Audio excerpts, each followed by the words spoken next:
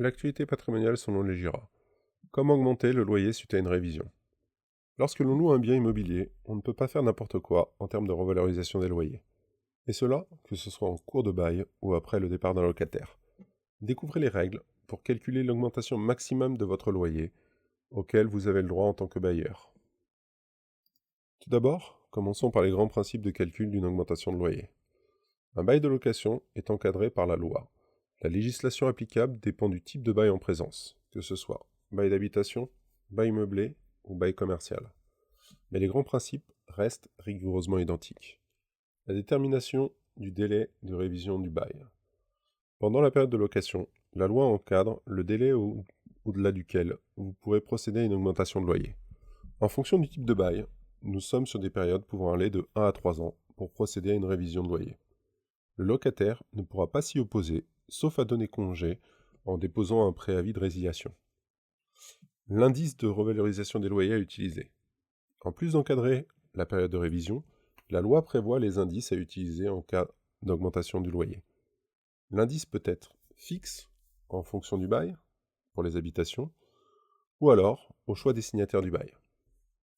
Mais attention à l'indice de revalorisation des loyers dans le cadre d'un investissement en résidence de service. J'ai pu constater que dans les baux commerciaux résultant d'investissements en location meublée en résidence de service, les indices de revalorisation étaient souvent fantaisistes. Cette situation est favorable au preneur de bail, donc le gestionnaire, qui est majoritairement le rédacteur de ce dernier. Cela ne doit pas vous sembler étrange. Mais pour bien comprendre l'augmentation du loyer, je vous propose de prendre l'exemple le plus courant, qui est le bail d'habitation. Dans le bail d'habitation, l'indice à utiliser est l'indice IRL, donc l'indice de référence des loyers, publié par l'INSEE, qui a pour but de plafonner l'augmentation des loyers annuels en fonction de la tendance de marché. Si vous ne faites pas appel à un professionnel pour la gestion locative de vos biens, ce sera à vous de répercuter l'augmentation à vos locataires. Charge à vous d'aller récupérer les différentes valeurs sur le journal officiel et de les impacter directement à votre locataire. Nous avons publié un exemple sur notre blog www.legira.fr. Il est très parlant, je vous encourage à aller le voir. Quelle est la durée de prescription de l'augmentation des loyers d'habitation? À la suite de cet article, il se peut qu'en tant que bailleur, vous vous soyez aperçu de la non-indexation des loyers d'habitation de vos biens mis en location. Là où vous aviez avant 5 ans pour effectuer un rattrapage à vos locataires, la loi Allure est venue sensiblement durcir la position en défaveur des propriétaires. Depuis 2019, le propriétaire bailleur ne pourra régulariser une non-augmentation de loyer au-delà d'une année, soit 4 trimestres. Toutes les périodes antérieures de non-indexation sont considérées comme perdues. Avant cette loi, le locataire devait avoir une lettre signée de la part du bailleur, année par année, lui confirmant la non-indexation de son loyer pour être certain de ne pas se faire rattraper sur une période de 5 ans.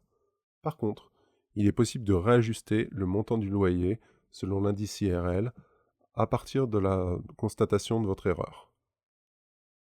Autre cas d'augmentation du loyer, le bail commercial.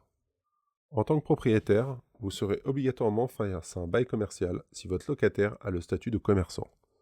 Par dérogation, vous pouvez décider en accord avec le locataire que les règles du bail commercial s'appliquent, ce qui est excessivement rare puisque le bail commercial est très protecteur pour le preneur à bail, donc le locataire. Ce type de bail est bien moins encadré qu'un bail d'habitation de droit commun. Durée de révision du bail. La loi prévoit qu'une révision du bail se fera tous les 3 ans, avec possibilité d'y déroger. De la même manière, l'indice de révision des loyers doit se faire de manière contractuelle. Pour autant, le législateur a prévu un plafonnement triennal du montant des loyers. La hausse des loyers des 3 ans ne peut être supérieure à la variation d'un des 2 indices suivants en fonction de la nature de l'activité du preneur à bail. On prendra soit l'ILC, donc l'indice trimestriel des loyers commerciaux, soit l'ILAT, l'indice des loyers de l'activité tertiaire. On peut trouver dans les vieux baux commerciaux des indexations de loyers proportionnelles à l'augmentation du chiffre d'affaires.